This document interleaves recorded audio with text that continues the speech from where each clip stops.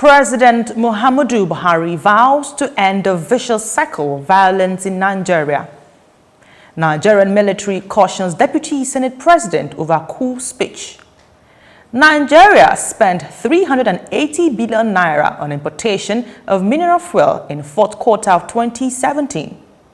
Federal government to concession the AJAOKUTA steel complex. Welcome to Television Nigeria News at this hour. I am Cynthia Agbo.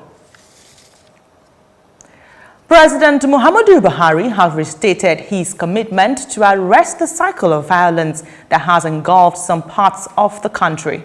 Speaking on Thursday in Jos Plateau State at a town hall meeting in course of his two-day official visit to the state, President Buhari, who also launched the Plateau State Roadmap to Peace, congratulated the governor for uniting the people of the state. The president commended Governor Simon Lalong for his achievements in development of the state, especially for ensuring regular payment of salaries and pensions, and his numerous achievements in the agricultural sector. The president also lauded Governor Lalong for continuing with the project abandoned by previous administrations in the state, noting that the act has saved the state from White Elephant project. He also listed some of the federal government intervention activities in Plateau State and assured that the request for dualization and construction of the road from Abuja to Jos will be put into consideration given its economic viability and status as gateway extending to the northeast. Responding to a request by the governor for the inclusion of more Plateau State indigents in federal appointments, the president assured that the request will be looked into so as to reflect federal character in line with the federal government's determination to address issues of marginalization in the spread of appointment and other privileges. The president had earlier commissioned some road projects executed by the Plateau State government and paid a courtesy call on the Bongwon Jos of Dr. Jacob Yang Buba. The Nigerian military has cautioned the Deputy Senate President MOHAMMADU over statements credited to him on the possibility of military incursion into government. The Acting Director of Defense Information, Major General John Ajim, in a press release stated that the statement attributed to the Deputy Speaker of the Senate during a plenary session might appear cautionary and sincere in the atmosphere of discourse when taken in context, has the capacity to denigrate the Nigerian military in every ramification. While ascertaining the position of the defense headquarters on the issue, Major General John Ajim reaffirmed that the Nigerian military has come of age and is in tune with best international military practices of complete and total subordination to democratic governance. The defense headquarters concluded by assuring the international community, Nigeria's democratic institutions and the general public of its unalloyed loyalty to the President and Commander-in-Chief and will provide all necessary support for the sustenance of democracy. He further urged all concerned citizens to totally disregard the apprehension by the Deputy President of the Senate, MOHAMMADU, while contributing into a debate on the floor of the Senate, has stated that Nigeria's democracy was receding and if care was not taken, the army might take over. To some economic matters, the National Bureau of Statistics recently released a report on the performance of the Nigerian economy on a sectoral basis for the fourth quarter of the year ended 2017. Going by the facts and figures contained in the report, Nigeria realized 3.254 trillion naira from crude oil exports in the fourth quarter of 2017.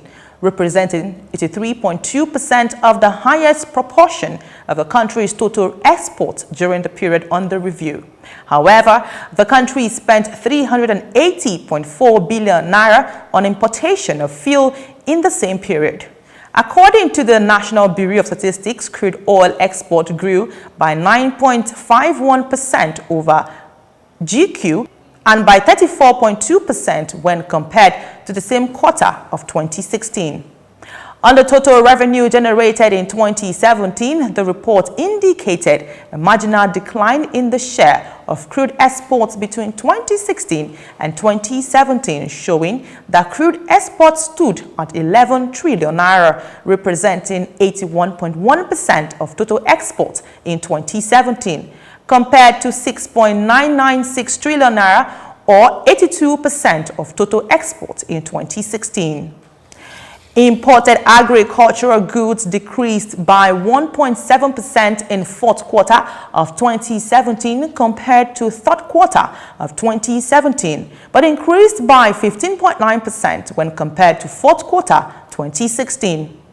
Raw materials imports in fourth quarter stood at 279.4 billion, were 2.1% lower than third quarter 2017 value at 285.3 billion naira and 2.7% lower than fourth quarter of 2016 at 287.2 billion naira. Meanwhile, a new report by the Food and Agriculture Organization FAO has listed Nigeria as one of the 37 countries currently in need of external food assistance. The global body said high levels of food insecurity persisted in the world due largely to conflict and adverse climatic shocks that are taking a toll, particularly in East African and Near East countries where large numbers of people continued to be in need of humanitarian assistance. Some of the countries that made the list in the Food and Agriculture Organization's Food Situation in Crop Prospect report issued recently include Afghanistan, Burkina Faso, Burundi, Cameroon, Central African Republic, Chad, Congo, Democratic People's Republic of Korea, Democratic Republic of Congo, Djibouti, and Eritrea. It is feared that the situation may get worse in Nigeria because of the frequent clashes between herdsmen and farmers that have led to destruction of food products. The report further indicated that civil war and insecurity are direct reasons for high hunger rates in 16 of the countries mentioned, ranging from Burundi to Yemen, where conflict is displacing millions of people, hampering agricultural activities, and in many cases leads to inflation in food price. When we return after this break, federal government to concession the AJAOKUTA steel complex.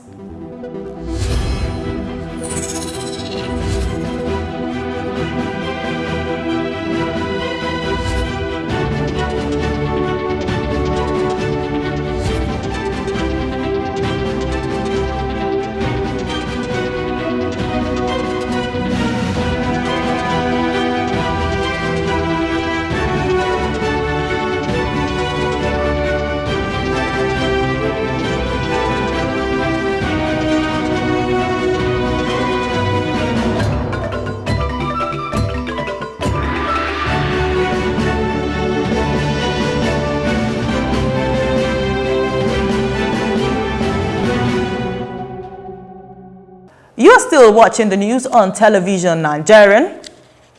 The federal government has announced plans of concessioning the AJAOKUTA Steel Company located in Kogi State, north-central Nigeria.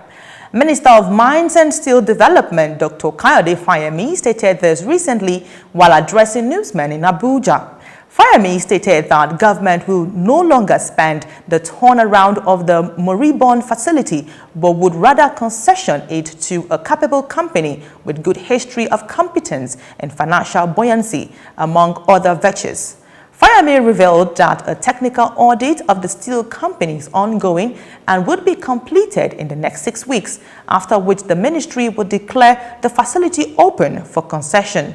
He debunked the reports that the steel complex is at 98% completion, asserting that the ongoing technical audit will reveal its level of completion and other information needed. About $8 billion had been sunk into the steel mill by previous administrations. To some entertainment news, Living Treasures Academy, a co-educational institution located in Abuja, the Federal Capital Territory, celebrated a cultural day on Thursday in a grand style. Correspondent Imabong Edukare was there and filed in the report. Established 2 years ago by its visionaries, Professor Richard King and Lady Laurel King, Living Treasure Academy was born out of the need to fill the gap experienced after over a decade with the academia. The school celebrated their Cultural Day Festival, which coincided with the annual International Women's Day, and as expected, parents, friends, and well-wishers were on hand to mark the day. The celebrations began with a recital of the national anthem, followed by the head teacher's speech where he exalted women, saying that they are very critical in the development of the school, as the constant appraisal helped in shaping and bringing out the best from the teachers. Teach the child the way they should grow, so that when it's all, it will not depart from it. We are here to teach them. We will teach the one that school has given us the scheme. The parents have roles to play with the children, and we come together to build up these future leaders. The children marched out in their different cultural attires, representing each zone, colorfully and joyously acknowledging parents and guests. They had a lot to say about the school and the event. I love the Bible school because the teachers study well. Their teacher, their accent, their moral standard, so fantastic. I started taking interest in children as a young girl. In my house, I used to have a lot of them, although they were not mine, but I enjoyed keeping them. The cultural day ended with an array of local delicacies well displayed for parents and guests to have a feel. Imabong Edukare, Television Nigerian. In sport, former Inter Milan midfielder Joel Obi and 2 members of the squad that won the silver medal at the Morocco 2018 CHAN, Stephen Eze and Gabriel Okechukwu, are among the 27 players invited to Super Eagles camp by coach General Rohr for this month's international friendly matches against Poland and Serbia. Joel Obi, who currently plays for Torino of Italy, last featured for the Super Eagles when the late Stephen Keshi was in charge of the team. Joel returns to join the likes of skipper Mikel John Obi, midfielder Ogen Onazi and Victor Moses to form a formidable team who will test their prowess in the international friendlies lined up ahead of the Russia World Cup tournament. Ezenwa leads the goalkeeping section, which also has Francis Uzoho and Daniel Akpeyi, while the rest of the squad are the regular features and some players who joined the team just before the last friendly against Argentina in Russia. Coach General Rohr would use the games to assess the fringe players to see who among them has the ability to join the team that qualified for the Russia 2018 World Cup. The camp will open on March 9 in Poland. On the foreign scene, U.S. President Donald Trump on Thursday slammed the deeply contentious trade tariffs on foreign steel and aluminium, ignoring warning of a global trade war and protests from allies in Europe and at home. The tariffs of 25% on imported steel and 10% on aluminium will come into effect in 15 days, the White House said. Under the trade arrangement, security and trade partners could negotiate to seek exemption. Observers are apprehensive that the measures are likely to spark retaliatory sanctions from the European Union, China and other economic powers, as the affected metals are used in everything from cars to construction, roads to railway. Economists estimate billions of dollars of trade will be affected. As before the signing, Trump told his cabinet that these products were the backbone of our nation. They are the bedrock of defense industrial base. More than 50% of steel and aluminium exports come from allies in the European Union, Canada, Japan, and South Korea. But countries from Brazil to South Africa are likely to be affected. To end the news, a recap of the major stories. President MOHAMMADU Buhari vows to end the vicious cycle of violence in Nigeria. Nigerian military cautions Deputy Senate President over coup speech. Nigeria spent 380 billion naira on importation of mineral fuel in fourth quarter of 2017. Federal government took concession the AJAOKUTA steel complex. That's the news on Television Nigeria and others are, and I will leave you with this thought. The key to your success is hidden in your daily routine. Make the best of it today. Thanks for watching. I am Cynthia Agbo. You have yourself a wonderful day.